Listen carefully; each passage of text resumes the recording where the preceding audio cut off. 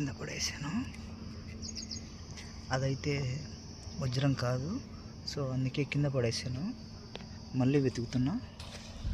So ఇదైనా కానీ దొరకచ్చు అనే ఉద్దేశంతో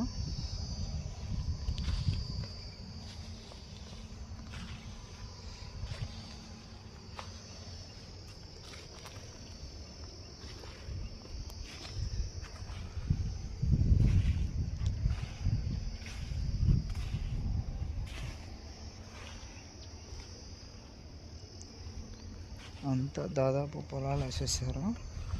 నేనైతే సైడు మొక్కలు ఉంటాయి కదా, తొక్కకోకుండా పక్కన సైడు వెతుకుతున్నా.